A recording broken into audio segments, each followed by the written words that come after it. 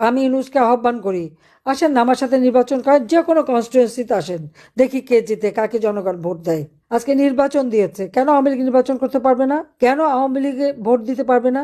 অবশ্যই আওয়ামী লীগকে নির্বাচন করতে দিতে হবে, আমরা নির্বাচন করতে চাই। হ্যাঁ, 2014 সালে বিএনপি ইলেকশন করেনি, বয়কট করেছে। 2024 সালে তারা বয়কট করেছে। 2018 সালে একটা সিটে একের অধিক তারা নমিনেশন দিয়েছে। 300 সিটে যদি 700 নমিনেশন দেয়, তবে নিজেরা যা মারামারি করে নিজেই উদ্যোগ করেছে, এখানে আওয়ামী লীগের দোষটা কি? কিন্তু 18 সালের নির্বাচন নিয়ে সেটাকে বিতর্কিত করে, এটা তো ইউনূসের মেটিকুলাস ডিজাইনের অংশ। সব তথ্য বেরোচ্ছে এখন। আজকে আমি বলবো যে আমাদের কৃষক, শ্রমিক, ছাত্র জনতা, মেহনতি মানুষ, নারী সমাজ, সকলে যে যেখানে আছেন সবাইকে ঐক্যবদ্ধ হতে হবে। এটা কোনো নির্বাচন হচ্ছে না, এটা নির্বাচনের একটা খেলা। এখান থেকে কোনো জনগণের ম্যান্ডেট আসবে না। নির্বাচন নামে একটা প্রহসন হচ্ছে, যেখানে আওয়ামী লীগ অংশগ্রহণ করতে পারে না, সেটাখানে আবার নির্বাচন কিসের? অন্তত 50% ভোটারের আমরা আমাদের পক্ষে। আজকে আমাদের নির্বাচন করতে দেবে না কেন?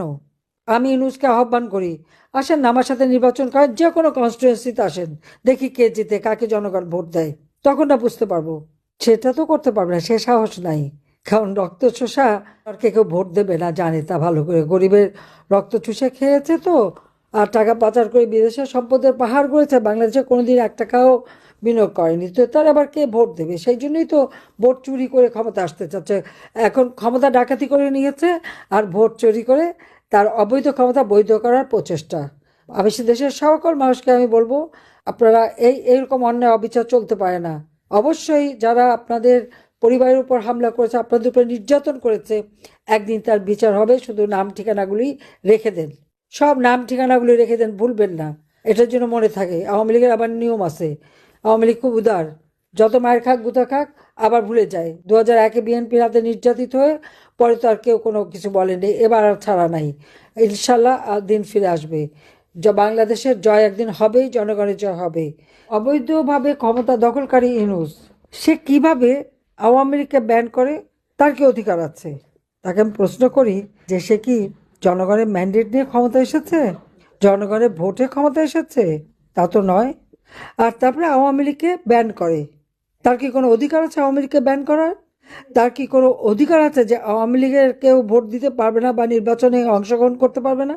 কেন পারবে না? সেটাই আমার প্রশ্ন। এই লাশের উপর পাড়া দিয়েই তো ডক্টর মোহাম্মদ ইউনূস ক্ষমতাটা দখল করেছে, এটা কারো ভুললে চলবে না। কোটা আন্দোলন, কোটা তো আমি বাতিল করে দিয়েছিলাম, কোটা তো ছিল না। তারপর ছাত্রদের সব দাবি মেনে নেওয়া হলো। যেই সব দাবি মানা হলো, তখন আসলো কি? 9 দফা। আচ্ছা, 9 দফাও যখন মানলাম, তখন আসলো 1 দফা।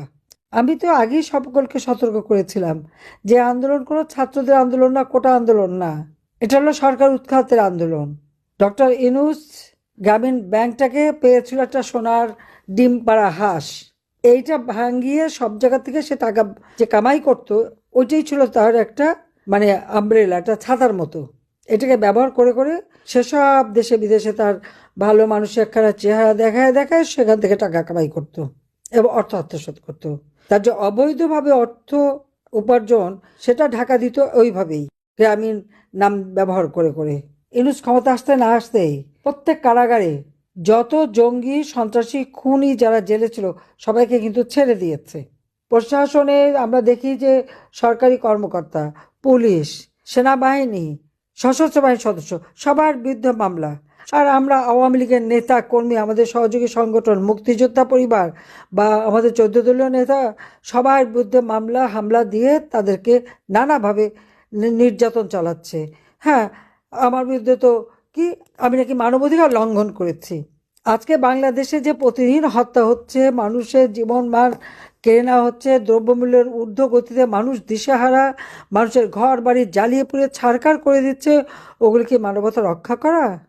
আজকে আমার 1.5 লক্ষর উপর নেতা কর্মীকে গ্রেপ্তার করেছে, এর মধ্যে অনেকে টাকা পয়সা কোনো মতো খরচ করে জামিন পেয়েছে, আবার কেউ যদি একটা জামিন পায় তাকে আরও 5টা মামলা দেয়।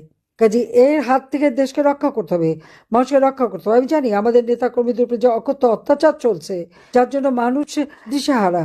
আমি তো দেশ ছেড়ে আসতে চাইনি। আমি ভেবেছিলাম ঠিক আছে, আমার বিরুদ্ধে এত আন্দোলন, আমি টুঙ্গিপাড়া চলে যাব।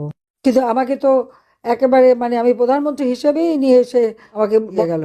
হ্যাঁ, আমি দেশে ফিরবো, নিশ্চয়ই ফিরবো, ইউনুস ভেবেছে কি 1 মাঘে শীত যায় না? আর আমি তো আছি, যত দূরেই থাকি আমার মনটা আপনাদের মাঝেই আছে।